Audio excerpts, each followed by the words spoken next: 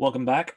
In this lesson, we're going to be continuing our discussion of rhetorical methods, looking at The New Rhetoric by Chaim Perelman and Lucy Olbrechts-Tyteca. In our first round, we focused on justice. Here, we're going to be turning our attention to adherence, and we'll see why in just a moment. So quick refresher. In the first lesson, we looked at essentially the sort of problem Perelman is trying to tackle, what he wants to solve. And what he wants to solve is a difficulty that he finds at the end of World War II, when he's starting his career. He discovers that he is trying to create some way to talk reasonably, rationally about values, but there doesn't seem to be any way there, because modernism has sort of given us this ambience, this sort of expectation that if you're really thinking clearly, you're thinking in terms of mathematics, you're thinking in terms of science. They had gotten intoxicated on that idea.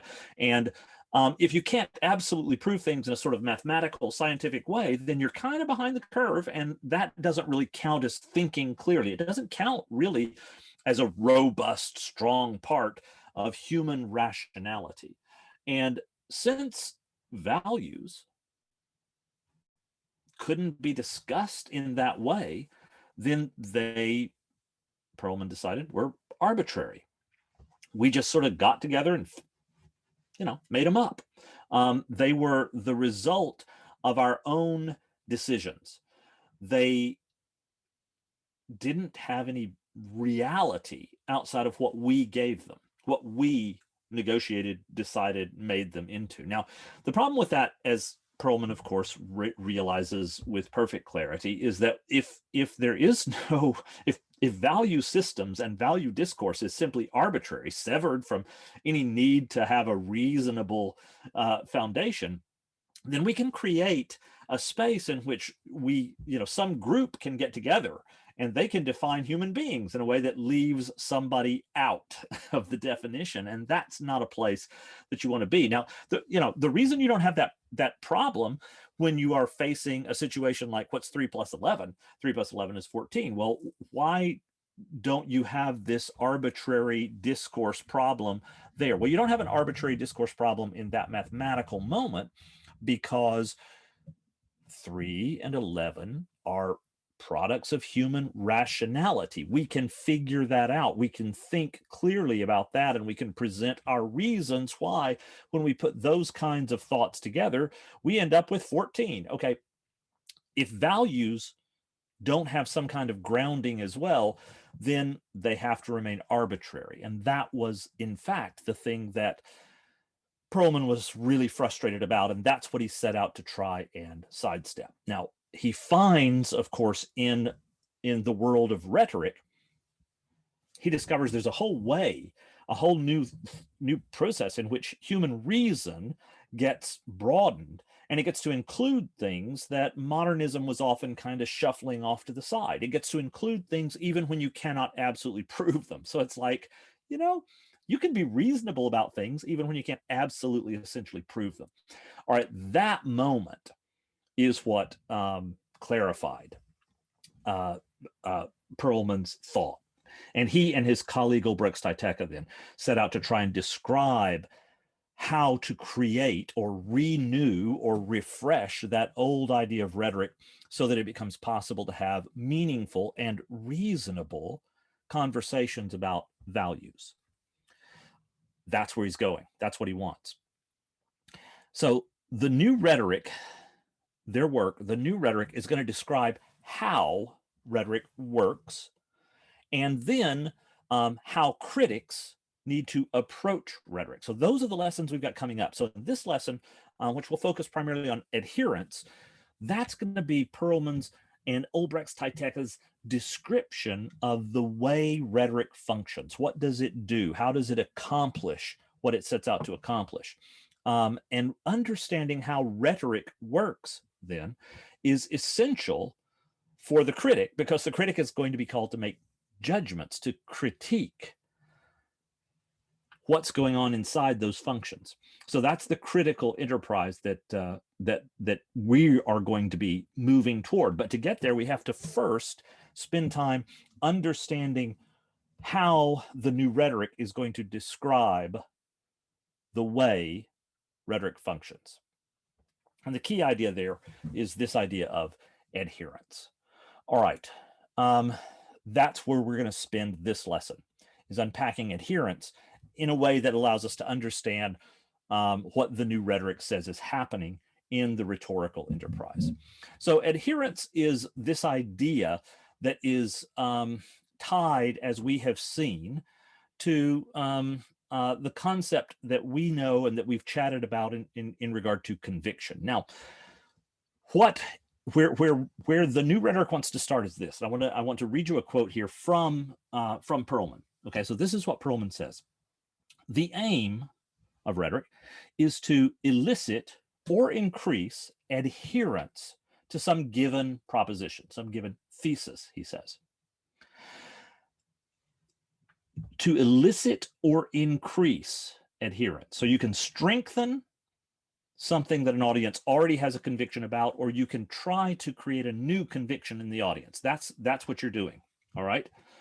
Such adherence, he says, though, such adherence never comes out of thin air. It presupposes a meeting of minds between speaker and audience. Now, the rhetor, therefore, the one who is doing who crafted the artifact, right? Who built the thing we're analyzing. The rhetor, that rhetor has to engage in a kind of audience analysis. They have to be very, very cognizant. They have to be very, very aware and tuned into the fact that they are going to have to adapt to the audience in a way so that their appeals are based in beliefs the audience has already embraced. Okay, let's say that again.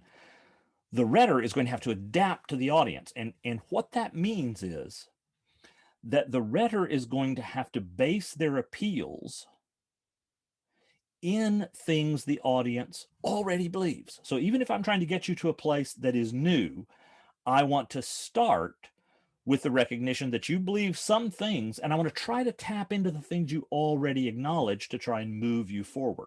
So that's how adherence is going to fundamentally work, okay? So when the rhetor, again, the rhetor, not the critic, when the rhetor is addressing an audience, they're not addressing a blank slate, okay? They're addressing a group of people who, wherever they came from, they already have things they have given their adherence to. They already have convictions. They have things they already believe and think. And those are out there. They exist. They're already present, okay? They have those convictions. They have those things they've given their adherence to. But the rhetor is trying to introduce something new, a new idea that he or she wants the audience to give their adherence to. So a new conviction for the audience to embrace would be another way to say it, all right? The adherence that they're looking for, the agreement, that's basically what we're talking about, the agreement, to say, yeah, okay, I'll make that one of my convictions too. That agreement can't come out of thin air. It has to begin and work by tapping into things the audience has already believed. And then, and this is the crucial point, you tap into, you acknowledge, you remind the audience of things they already believe, and then you try to transfer the adherence they've already given to those ideas over to the new idea. It's the transference that matters. That's the basic way that rhetoric functions. Rhetoric functions by tapping into already held beliefs and transferring the confidence, the conviction from those already held beliefs over to the new proposition, the thesis that I have presented to the audience as rhetor. Okay? Now, with those fundamental ideas in mind, we're sort of able at this point to begin talking about the rhetorical process as a whole, in the way that it's conceived in the new rhetoric. So the rhetorical goal is to transfer to some new idea the adherence that is already present in the audience. That's what you are trying to do, all right? So The rhetor's call to give adherence to a certain idea, the new thesis. Okay, the rhetor's call to give adherence to that new conviction. It has to be rooted in convictions that the audience already embraces. That's key. It's crucial. You can't start without agreement. You have to begin where the audience is already, saying yes, and then you have to push that yes over to the new idea. Again, I'll read you from Perelman. The goal is to transfer to the conclusion, the thesis, the new conviction, the adherence accorded to the premises. By premises, he means the things the audience already believes. Okay, this transfer of adherence is accomplished only through the establishment of a bond between what is already believed and the thesis whose acceptance the speaker is hoping to obtain. Okay, speakers are going to fail to gain the desired adherence. They're going to fail in their task if they don't start where the audience already has really firm convictions. That's what you've got to do. You've got to begin there. The rhetor has to start by adapting to that audience. In other words, they have to start by understanding what an audience already has in their set of convictions. And the successful rhetor will begin there, and then will transfer the adherence from those established beliefs into the new space. That's what we're after. All right, so notice that for this to function, the first thing that a rhetor has to do is to identify the audience, to be aware of the audience as the rhetor understands it. The rhetor has to be aware of the audience. They have to have an understanding of the audience. Now, we as critics, when we get to the next step of this, okay, after we've talked about adherence and we move on to talk about audience in Perelman, then we're going to find that we as critics are going to focus on how the rhetor has imagined the audience. And that's going to be where we're going to ground and anchor our critique. So lots more about audience to come. Just start now with this, though. A rhetor won't be successful unless they're transferring adherences. You won't create a brand new adherence. That almost never happens. Okay, so we're going to we're going to start with the fact that the rhetor is identifying an audience. And we're going to be back to that in great detail later. That's where we begin. But before we get to audience, we've got to look at how the rhetors are going to accomplish this transfer. That is what we need to do. All right, Perelman is going to identify for us two main areas in which the rhetor is going to begin to build transfer. Okay, reality and preference. Those are the two spaces that the rhetor will work with. Okay, they're going to build transference from the idea of reality that is in the mind of the audience or the preferences that are in the heart of the audience. Okay, they're going to start with one of those two places. So that's what the rhetor's got to find. They've got to find the audience's idea of reality or the audience's idea of preference, and then they're going to work from one of those two. They'll almost always work from both of those two areas. They'll tap into those and start trying to make the case that says, hey, if that's where you are, and you agree with that, so doesn't it make sense to embrace the new idea that I'm presenting to you? That's how the rhetor will work. Now, before we get into that, we've got a little bit of a tiny digression to explain and make sure we don't get too confused, because our terminology is about to start overlapping a bit. As you know, this idea of pistis, conviction, faith, confidence that we've had on our screen here for several moments now, when we look at that, you know where that is. That's in the middle of three zones, right, that we've talked about on our previous chart. So there's knowledge up at the top, the things you can absolutely prove, and there's not really any room for disagreement unless you're really an expert.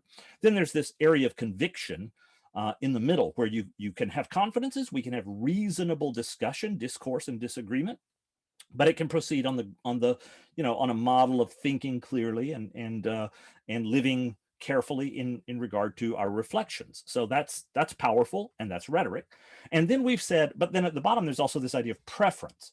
And preference is just simply, the way we've used it so far is we've used the word preference to mean, just arbitrary chooses. You just don't have any reason for doing it, for doing what you want to do. It's just almost animal desire, right?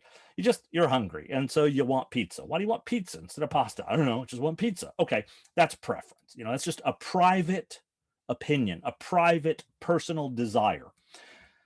When Perelman uses the word preference, it's important to understand he's using it in a technical way that differs from the way we've used it in the past. Okay, so when we talked about preference as a sort of private interest, a private desire without any reasons to back it up, that is not what Perelman and Olbrechts-Tyteca mean when they use the word preference in the New Rhetoric. That's not what they're talking about. They're looking at something different. For them, preference will come to mean essentially the idea of spaces where you're going to make choices. So they're going to think of it as choosing something. So reality is kind of like things you don't really have a choice about, like it or not. This is just the way it is. And preference will be things where you get to choose here. And that's kind of the general guide between the two. So that's our digression, just so you don't get confused about this use of the word preference. So let's get back on point now and return our attention to these two distinctions. All right. So we have said already that your appeals, the rhetor's appeal, will tap into ideas of reality or ideas of choice. When we think about reality, the New Rhetoric is going to break reality down for us into three spaces: facts, truths, and presumptions. Those are the three kinds of realities that a rhetor might tap into to begin the appeal to this audience. Set against that are preferences, the world of preference. And here, Perelman and Olbrechts-Tyteca set up what they call loci, hierarchies, and values. Those are the three arenas or the three areas in which the preference will open up the possibility of creating an appeal. Now, remember, when we talk about opening up the possibility of creating an appeal, what we mean is the rhetor is going to go into these areas. They're going to dip into reality, or they're going to dip into preference. They're going to find facts or presumptions or truths. They're going to find hierarchies and values and loci. And they're going to find in those categories places where the audience already has beliefs. That's what this is. This is a category. This is what you're looking at here right now: reality, preference, facts, truths, presumptions, loci, hierarchies, values. Those are categories. They're file cabinets. They are groups of beliefs the audience already has. The audience comes preloaded, if you will, with adherences to ideas in each of these categories.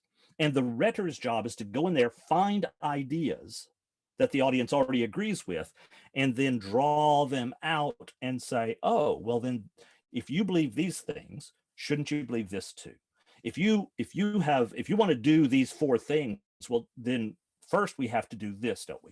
And you have to tie what is already believed, what is already thought, what is already felt in the audience before the rhetor ever got there. The rhetor has to tap into those and transfer that adherence over to the new idea. Now, these are simply zones. They're areas. They're categories in which the rhetor will find things the audience already believes. Obviously, we're going to look at each one of them, and so we're going to do that right now. Let's get started with the idea of facts. All right. When we look at reality and we pick up the idea of facts, basically a fact is something that is kind of related to our idea of knowledge. That block of knowledge that we had up at the top. It's fair to say there's a good bit of overlap. There's a good strong correlation between what we've described as facts, as mathematical scientific reasoning, and what Perelman wants to include here, okay, or what we've described as knowledge, mathematical and scientific reasoning, and what Perelman wants in this category of facts. So there are things that you can just count on people believing, right? The thing that defines a fact is that the fact must, by its very nature, be the sort of thing that all reasonable and competent persons are going to embrace, okay? So it has to be something that everybody believes, something that everybody knows, something that is just simply provable over and over again. Now, it is fair to say, hold in mind, facts change, okay, right? I mean, for a long, long, long time, it was simply a fact that human beings could not fly. And then we had hot air balloons. Well, it wasn't exactly flying, but at least it was up and drift. Oh, but then we had a plane, and Orville and Wilbur Wright came along, and the facts changed. Okay, the facts shifted. All right, that's valuable, that's important. Hold in mind, facts can change. But the facts are the things that all reasonable and competent people acknowledge as absolutely accurate right here, right now. Okay, so that brings us to another problem with facts, doesn't it? Because the moment people begin to question facts, they start to get weaker and weaker, and they lose their ability to create an appeal, a coherent foundation for us to talk about something. So you can destroy the possibility of discourse by challenging facts. All you have to do is just keep calling into question obvious facts, okay? We're doing it all the time in our political discourse. We're doing it all the time in our social discourse. It's happening over and over again. It's a very crude but very effective strategy to undermine the premise that somebody else is working from. So if I've got a premise based on, the scientific realities of biological science, okay, I believe in evolution because that's the biological explanation. Is Darwin right? Well, largely, but he's got some gaps and some problems. But on the whole, let's face it, evolution, it's true. But if you simply start by continually calling into question the possibility of knowing something from long ago, if you continually call into question whether or not science can be trusted, or whether scientists have some sort of, conspiratorial hidden agenda, well, you can begin to undermine that, okay? You can begin to undermine the ability to conduct coherent discourse based on facts. So that's a strategy. Now, Perelman, and this is one of the exciting things about Perelman in this day and age especially, Perelman gives you a way to handle that. He's going to explain to you, okay, here's how you recognize when that's happening, and here's what you do about it, okay? We'll get to that, and he'll take that up in discussions about what he calls fanaticism and skepticism. We'll get to that when we talk about audience. So that's coming, but that's basically where you are. That's what you work with when you are dealing with facts. So you can tap into things that we can just sort of assume that all reasonable people believe. And you can begin to say, well, if you think these things are true, and you should, I do too, we agree on this, then doesn't it make sense to look at this as an action you want to take, or think about this as a belief you want to hold, okay? That's the sort of discourse that is based on the idea of reality in terms of facts. Okay. Facts. That's one way to do it. That's one thing that we can pick up and know about. So that gets us to this idea of what a fact is. Let's move from facts to the next category inside Perelman's idea of reality. This one too is just ever so slightly related to the idea of knowledge, but less than facts. And in this category of reality, when we start talking about truths, we're talking about something a little bit more complicated, because it's not just a fact. It's not a statement that you got to agree with. Truths in Perelman's scheme means a connection between many, many, many facts.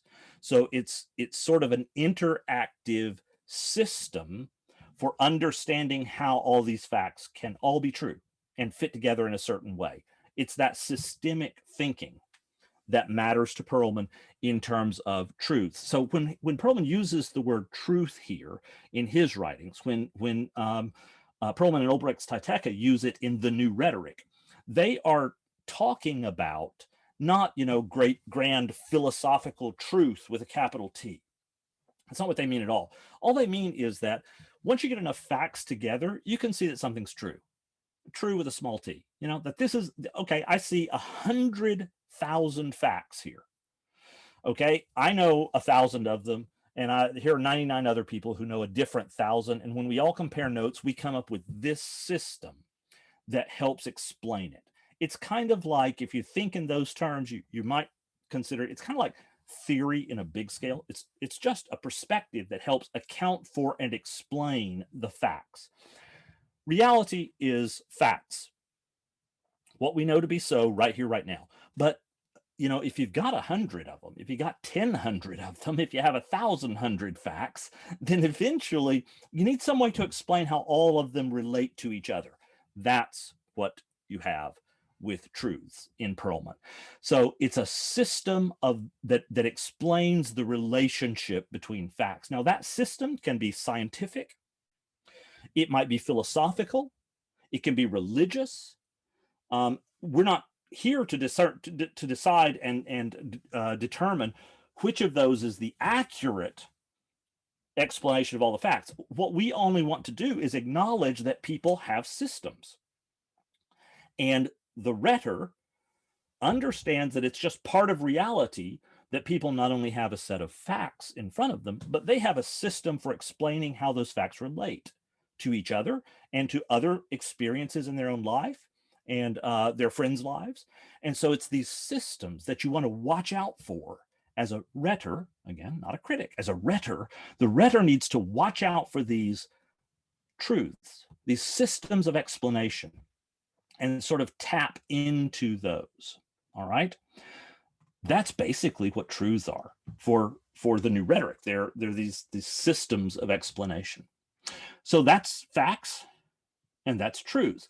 Either of those are places that the rhetor can go to look for things the audience has already granted adherence to, convictions that the audience already has, and begin to work and think and try to transfer their confidence, their faith, their conviction, their trust, their adherence to those ideas over to a new idea. That's what the rhetor's doing. We're thinking about places where a rhetor can find things an audience already believes, and they can, so that the rhetor can tap into that already established belief and expand it, direct it, encourage it. All right. Presumptions this is the third set in terms of reality. Okay, so now we're talking now about things you don't really have a lot of choice about. It's just the way the real world is. Certain things are true, and other things, if you get a system of things that are true, you can explain that. If you get a number of things that are true, you can explain that with a system. And then we come to presumptions. Now, presumptions are sort of the thinnest of these, but they're rooted in the idea that it is possible to more or less get it right about how human behavior and activity works in the world. Okay, we're amazingly good at that. So, for example, if you have a premise that, a presumption, one presumption you're going to have is that if human beings are engaged in a specific ongoing activity, there's probably a purpose behind it, almost certainly. So if I've got my neighbors next door, right, and I find him out some Saturday morning out there, he's sawing boards and hammering and measuring. He's got his kids out helping him. And I step over and I say, hey, neighbor, what's going on out here? With almost absolute certainty that my neighbor is not going to look up at me and go, oh, I don't know. I don't know. Like, if you're out measuring and cutting boards and nailing them together and sawing. And if you're doing all that, it's because you have a purpose.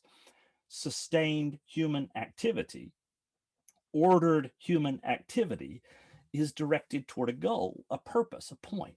So when I ask my neighbor, hey neighbor, what you doing? They're not going to turn to me and say, I don't know, I hadn't really thought about it. They're going to turn to me and say, well, I'm building a deck, man, or I'm going to extend the porch around the corner of the house. And I'm going to say, excellent. Well, that's great. You have fun. I mean, I'm way too lazy to help, but I'll be over here on my side of the property line applauding you, and we're going to joke a little bit and go about our business. But I can guarantee you with almost certain confidence, adherence, that if somebody's out there doing those kinds of activities, they've got a plan. Okay. There's a purpose involved. So the nature of things is fairly clear there. Now, that's just a presumption of mine. Okay. But it's a trustworthy presumption. Here's another one. Most of the time, the way a person consistently acts reveals the person's character. There's another presumption. So you see how these are pretty broad, general ideas, kind of like maxims, all right? Just sort of little witty, insights or encouragements to understand the world a certain way. But if somebody is routinely behaving in a specific way, that probably tells you something about what kind of person they are, right? So assume that consistent behavior from a person tells you a little something about that person's character. Okay, now, could you be wrong? Absolutely. Maybe you just know somebody and they're in a really rough, 3 weeks of their life. And so every time you met them for those 3 weeks, they were really tense and angry and so forth. And that's just because it was a really rough 3 weeks. But over time, if somebody is consistently behaving a certain way, they're probably that kind of a person. Okay. That's a presumption. All right, there you are. As a rhetor builds an argument, they can tap into these kinds of ideas about what people are going to think or say or do or believe with enormous consistency, okay? And here's another thing that we want to look at here in this regard, and that's this. Essentially, when we look at these aspects of reality, facts, truths, presumptions, what we are talking about here, when a rhetor dips into that arena to find something, to begin building, to find adherence here that the audience has already given, to find convictions or confidences in these areas. One, it should be relatively easy because they tend to be pretty close to universal. They tend to be really, really broad, and they tend to incorporate a whole lot of space, right, for understanding how a group of people, an audience, is going to think, reflect, and act. So these ideas, they tend to appeal to almost a universal kind of audience. Now, hold that phrase in mind, a universal kind of audience, because that's a phrase we're going to be back to. Right now, highlight this. When we run into appeals to reality, when a rhetor says, I'm going to convince you to accept the fact that unicorns once were historic animals. They really, really existed at one point and died out in the early Middle Ages. Okay, so that's what I want you to believe, all right? And if I'm going to ask you to believe that, then I might tap into certain facts. I might tap into truths, explanatory systems. I might tap into presumptions that people make about how things are related, how trustworthy are human beings, that sort of thing. So I'm going to give you some eyewitness accounts from the year 900 or something. Okay, do you think this person just made it up? Why would they do that? So I'm going to be tapping into these things. And when I tap into facts, truths, or presumptions, I'm tapping into an argument that pretty much I can count on, I, the rhetor, can pretty much count on everybody buying into, giving adherence to these things, the facts, the truths, the presumptions. That's a good place to go. All right. It's not the only place to go, though. All right. And that's what we want to look at next. We can turn our attention from reality now to that second category, that second group of places a rhetor might go fishing for adherences, for convictions that an audience already has.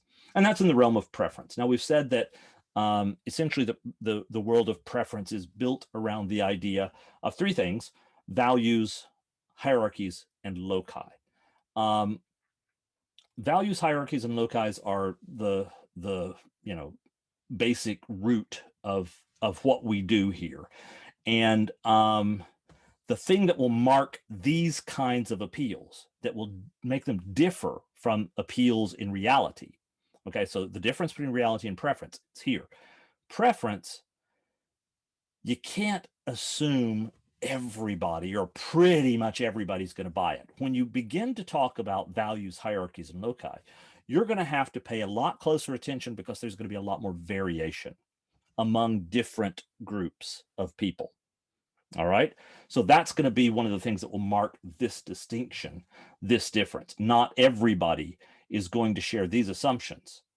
Okay. In reality, you can assume pretty much everybody's going to buy into your assumptions there.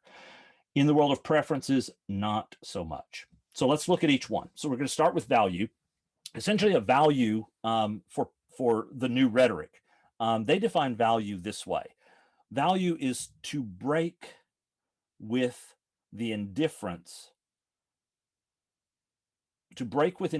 or with the equality of things. Now, don't get freaked out here. They're not, what they're saying is that if you have values, then you understand one thing isn't the same thing as something else, right? Beating your puppy is not the same thing as feeding your puppy. Those two things are not equal actions. One of them is better than the other. All right, so you have to wrap your mind around the idea of breaking with indifference. So there has to be some sense that you suddenly care about something. All right, and it's the caring that marks the value. Okay, it's the caring that makes that brings you into a sort of relational aspect where you say, look, I am committed to this above other things. All right, we do that when we get married. I mean, the vast majority of us do. Marriage takes all kinds of forms, especially in this day and age. But most people who get married, it's like, I have decided that you are more valuable to me than everybody else. So let's you and me do life together. All right. That's the way it works. So caring is the core of value. Caring means that you've broken with indifference. You're not indifferent. It's not like, hey, I know, let's flip a coin. Heads, we beat the dog, and tails, we feed him. Tails. Okay, so we feed the dog. All right, that's not, it's you're not arbitrarily picking between options that have no difference. You are choosing something as valuable. All right, and to see a value is to pick something you care about. All right, so that's the core of values. Now, there are values, and we should say that up front. There are certain values, and the New Rhetoric is very clear about this. There are certain values that do have universal qualities. All right, so yeah, values can certainly, the way we implement values, or the way we prioritize values, the way we understand the facts of this moment that require certain moral responses, those can vary. They vary a great deal between communities and cultures and so forth. But values themselves, the New Rhetoric is going to say, they remain remarkably stable, actually, and some of them are actually universal in nature. Truth, beauty, goodness. You don't find places where human beings prefer, you don't find, at least you can't build societies. You can't build a functioning society in places where people prefer cruelty to goodness, or where people, say that the most important thing is to never tell the truth. I mean, it's just not there's no way to get to a functioning community in that kind of an environment, at least, not one that can sustain itself very long, it doesn't seem. We certainly don't have any historic examples of it. But the point is that Perelman is saying, okay, Yeah, these are universal truths: the good, the just, the true, the beautiful. I mean, not beautiful in terms of, magazine cover, pretty face beauty. We're talking about, deep beauty, beauty of character, and that sort of thing. All right. So those kinds of things. The new rhetoric is very clear. Those are universal qualities, but you have to be very careful with those. Okay. You have to think of that universal quality in values, which is there, it's real, but you have to think of that as a goal, as a sort of aspiration that people are trying to get to. And they're trying to get there in a variety of ways. And it's that variety of ways that will, that's what'll trip you up. So you can certainly tap into, and Perelman's clear about this in his early writings, and the new rhetoric is clear about it as well. You can certainly tap into this idea that the sort of the pathos that is stirred up by these values, and especially these universal values, justice, moral right, truth, these things stir us up at one level, and Perelman's very clear. You can tap into that. Rhetors do all the time, and there's nothing wrong with that. It's not like that's a bad thing to do. It's a perfectly fine thing to do. However, you have to understand that if you shift from one audience to another, you may discover, one very specific audience to another very specific audience, a particular audience, then you may discover that their approach to that universal value is quite different from the audience that you were addressing last week. So you got to keep that in mind, and the rhetor has to stay adaptable, because people will deal with it in different ways. So truth, beauty, goodness, and the whole scope of humans making choices which lead them from indifference to caring. That's the value system. People do that. All people will do that at one level or another. And if you wish to tap into something powerful that will help people make a transition, that will help people move from something they already care about, believe, actions they already take, if you can tap into that and show them how what you're proposing is consistent with the values they've already got, well, that's a powerful way to help an audience get to the thesis, the new idea that you're proposing, right? So, value, that's the first place to go. This whole scope of truth, beauty, goodness that we find around us, and that we tend to want to respond to in nature, in each other, in actions that we see and witness, that's a fair place to go and find an audience's adherence, their convictions that you want to begin to tap into, to try and transfer over to the rhetor's premise, the rhetor's thesis, right? Okay, that's values. Let's move to hierarchies. Hierarchies are really quite direct and simple. Hierarchies are just like truths in the reality world. They're systems. They are simply systems for establishing relationships between values. All right. Now, in our era, we're prone to think of hierarchies as a dangerous thing, but that's because we talk about hierarchies as political entities and power structures. We're not directly talking about that here. We're not necessarily dealing with that aspect of hierarchization here. Certainly, the new rhetoric is aware of power structure and power balance and so forth, but the new rhetoric is focused on this other idea that says, look, in real, healthy, functioning communities, people have hierarchies. They understand that some things are preferable to others, and that's the whole point, right? We understand, virtually all human beings would say that when you have a human being and you compare the value of the human being to the value of, say, inorganic reality like rocks, generally speaking, people are going to prioritize the human life above the rocks, right? Not always, maybe, but generally speaking, our values are going to be hierarchized. They're going to be placed in a set of relationships that put the human being above the rocks, right? When we think about what is just in the world and we compare it to what is useful in the world, most of the time, people are going to say, you know what? I'd rather have justice than efficiency. Okay. That's the kind of thing we're talking about here. So values exist. They're out there. They build communities. Everybody's got them. And hierarchies exist. They're out there. They build communities. Everybody's got them.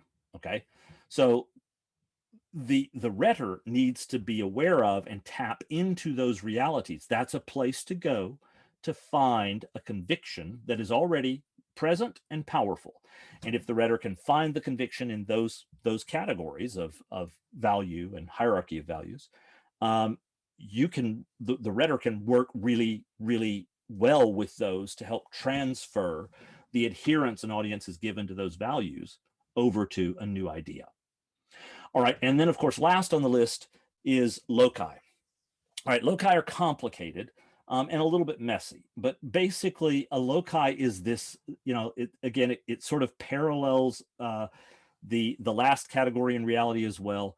And what loci essentially does is it's sort of the kind of maxim world where you're comparing things. You don't worry so much about consistency. It's just kind of, here are qualities that we have to think about as we make our decisions in the world.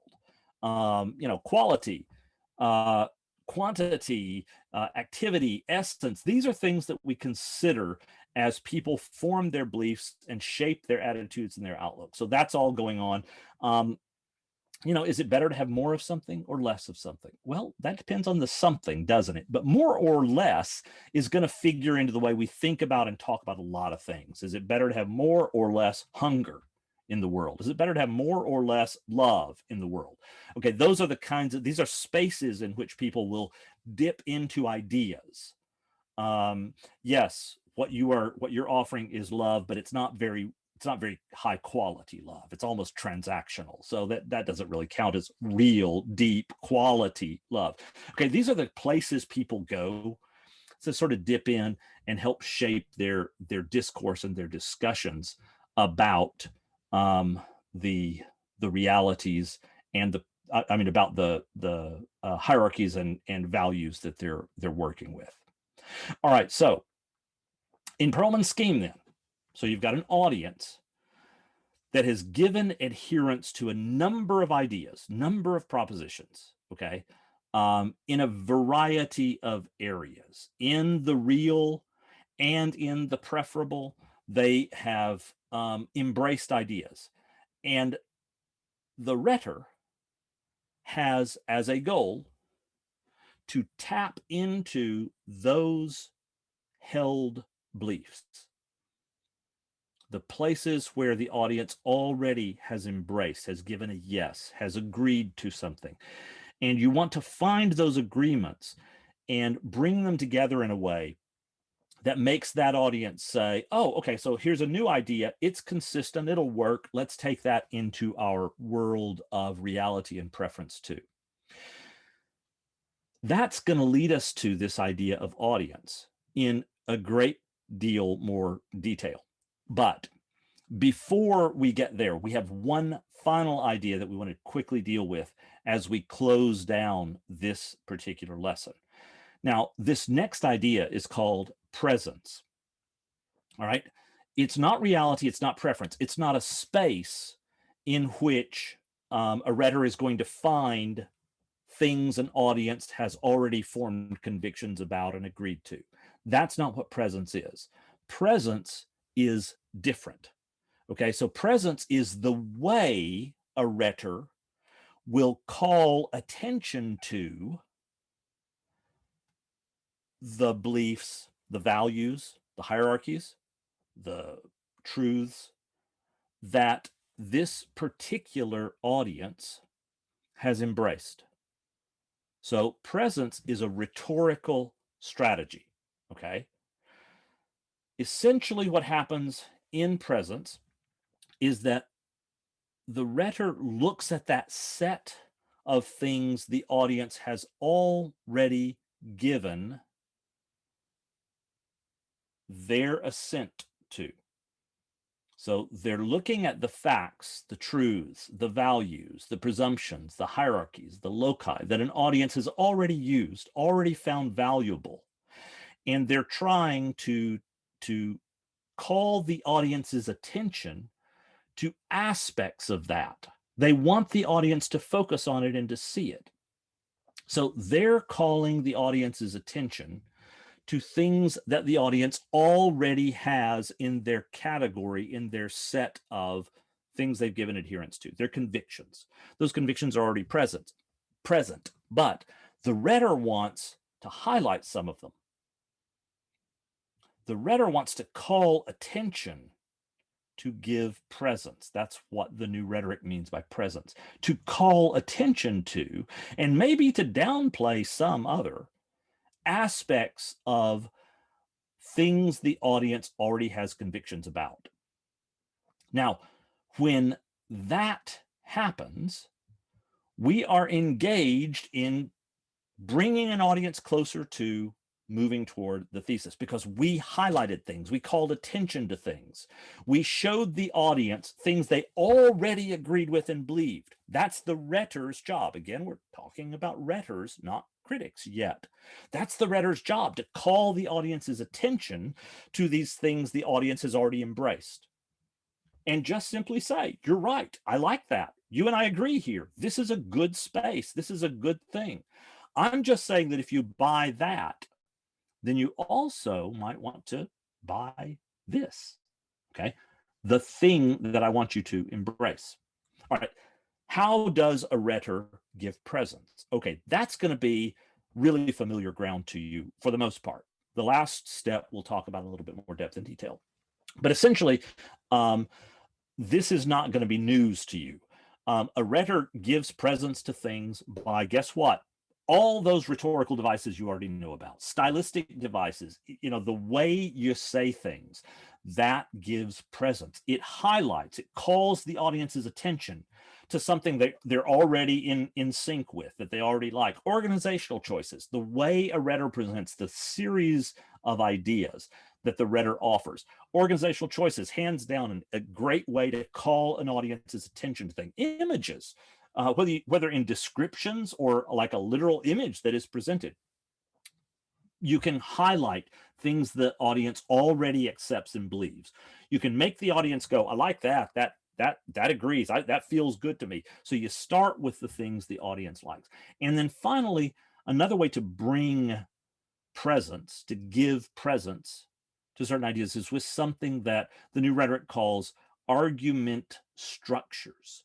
Now, argument structures are something we want to spend just a moment with.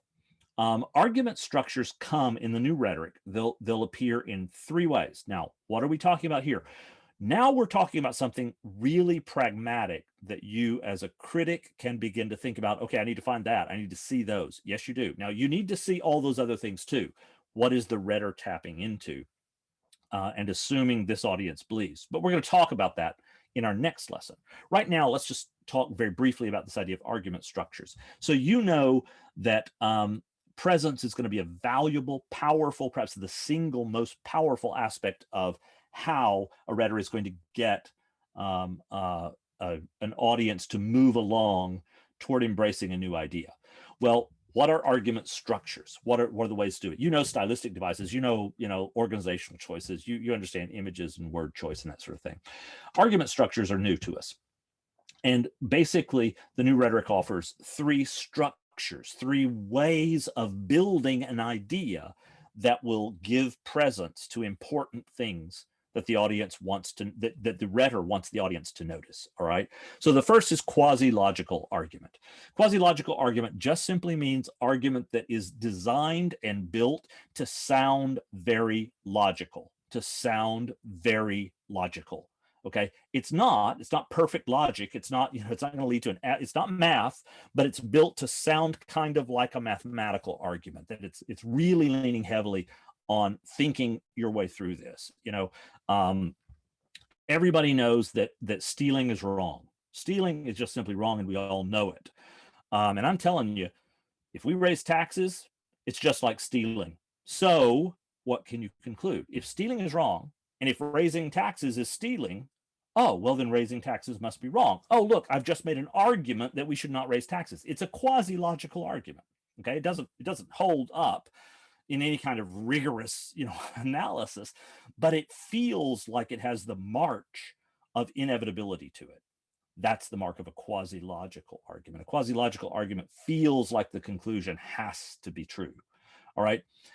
In addition to the quasi-logical, there's the appeal to the real. Now that can get a little confusing because we've been talking about reality, the real, as a space that that the rhetor needs to go to find things the audience has already embraced as part of their convictions that they've already given adherence to. Okay, the appeal to the real is a little different. This is a kind of structure that you put into an argument that generally, it's where the rhetor designs the argument to appeal to an audience's sense of cause and effect. Okay, so that's the appeal to the real. You all know that if you pick up a glass and you drop it on a concrete floor, it's going to break. Okay, drop glass, concrete floor, break. So, it's reasonable to assume that if we drop this glass on a concrete floor, it's going to break. Okay, that kind of cause and effect we're all familiar with, and the New Rhetoric highlights the fact that one of the ways we give presence to things, that we call an audience's attention to things, is that we begin to talk about cause and effect, or we begin to couch things in the kind of rhetoric that suggests one thing will certainly cause another to happen, okay? Or if we do that, it will cause this, okay? So that cause effect is what the appeal to the real means in argument structures. An argument structure that appeals to the real is an argument structure that says, hey, the world is just like this, cause effect, things happen. And here's an example. Now you can build the appeal to the real. You can use examples, you can use analogies, you can even with narratives, you can build an appeal to the real. You can use pop science, right? I mean, there's a zillion ways to do it, but the key, the hallmark of the appeal to the real is that the rhetor is trying to give presence to something by putting it in some kind of a really strong correlation or cause effect experience or idea for the audience. So when the rhetor is crafting that kind of an appeal, it's an appeal to the real. And that's something that a critic should notice. Finally, not only do you have quasi-logical and appeal to the real, but you also have something known as dissociation. Dissociation is a place where the rhetor is trying to create a structure. And this is very much an ambience. They're trying to create a feel. The rhetor creates this sense, and it's usually a vague sense that something is very wrong here. Something doesn't fit. It doesn't work. It's not gonna turn out well. There's a sense of boding, a sense that this isn't going to happen well. There's no way this ends well, right? I got a bad feeling about this. All right. And so the audience is made aware. They are made aware. Something is given presence. That's what presence is. It's to make the audience focus their attention on something. The audience is made aware that they need some kind of new vision or new perspective, new point of view to resolve this tension. Okay, when the audience is there, they're primed for persuasion. If the audience says, "Wow, something's wrong here. What can we do? Help, help." Oh, well, I got a solution for you. Okay, it's right over here. Embrace my idea. Now, these argument structures, the quasi-logical, the appeal to the real, the dissociation, all of those function in the same way that we started this. Okay, all of them are places you go where the rhetor taps into things that are already believed and brings them through this field, this screen of the quasi-logical or the dissociative or the appeal to the real, and shows how what they already believe fits this way, and that is what helps move the audience to the thesis. When you see these argument structures, you ask yourself, okay, what part of the audience's mind or soul or feelings or emotional psyche, what part of the audience is this tapping into? What is being given presence in that part of the audience's soul, right? the rhetor is doing something with these structures to call attention to something. What is the rhetor calling attention to? That's the critic's question now. Now we're beginning to make the transition into the critic's response to the system of persuasion in the new rhetoric. The critic's response is going to start right there. What is the rhetor giving attention to in these argument structures, or in these stylistic devices, or in these organizational choices, or in these images that are portrayed, or whatever? There are many other ways to give presence in rhetoric.